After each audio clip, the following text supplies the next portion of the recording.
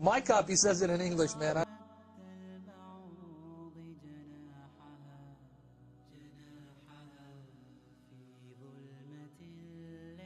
You got to understand that black Americans represent maybe the highest growth of Islam. They are converting to Islam in droves, but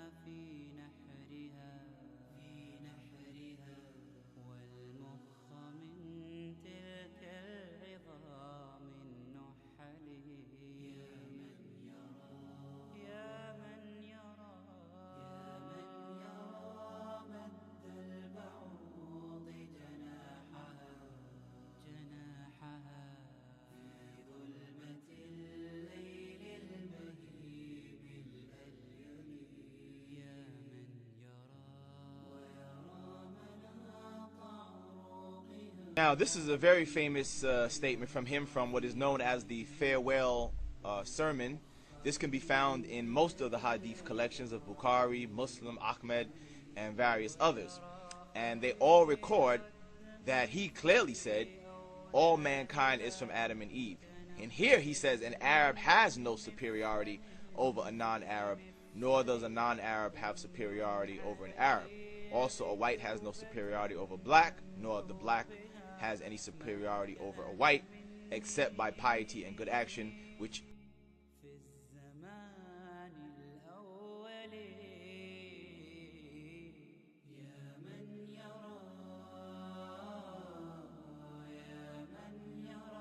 What did he say? You should follow your leader even if he is an Ethiopian whose head looks like a raisin.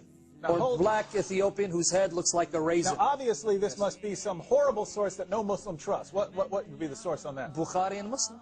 Sahih al-Bukhari, their most trusted collections? The two Sahihain, it's found in both narrations. Hold on, are you saying that in Islam's most trusted collections of ahadith, Muhammad calls black people raisin heads? Right.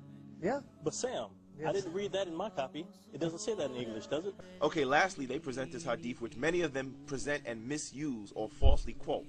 They present it to us as if the Prophet just made an off-the-hand comment and just said, oh yeah, black people are raisin heads, stop, point blank, he didn't say anything else.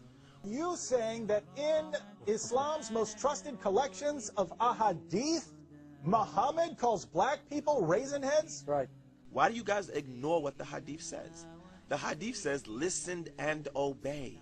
Listen and obey your chief, even if an Ethiopian whose head is like a raisin were made your chief. This is against racism.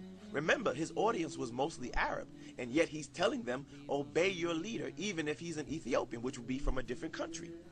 If he wanted to say black people, there is a word for black man in Arabic, you know. It's Rajul Aswad, but he said Ethiopian.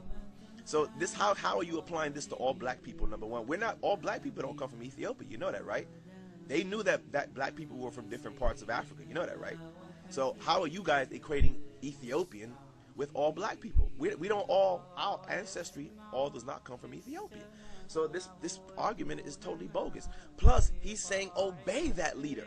He's not saying disregard that leader or rebel. He's saying obey the leader, even if he's Ethiopian. You see? And it said that this thing about raisin head, they said what it meant was it's the hair. You know, some Africans, we have you know, tightly little small curls, and it looks like little raisins. So they said this is what this is referring to. It's not derogatory. It's not equivalent to the word nigger that the Christian Europeans placed upon black people. So how you guys present this case like this is just totally bogus. Again, the hadith is clear. If you want to say it's black people, still it's against racism. He's still saying obey the leader. Obey the leader, even if he's an Ethiopian, or if you want to say even if it's a black man. But again, he's very specific. He says Ethiopian. But this could be applied to show that even if a black man becomes the leader, that the Muslims are to obey him. No racism. You obey him no matter what. It's clear. Very clear.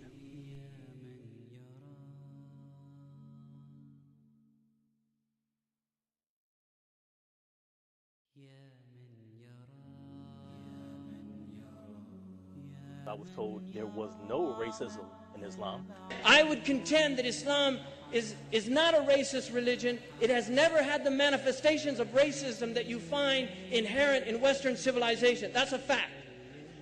There's tribalism in the Muslim world, but I've never heard a Muslim ever say that a white man is superior to a black man or an Arab is superior to a non-Arab.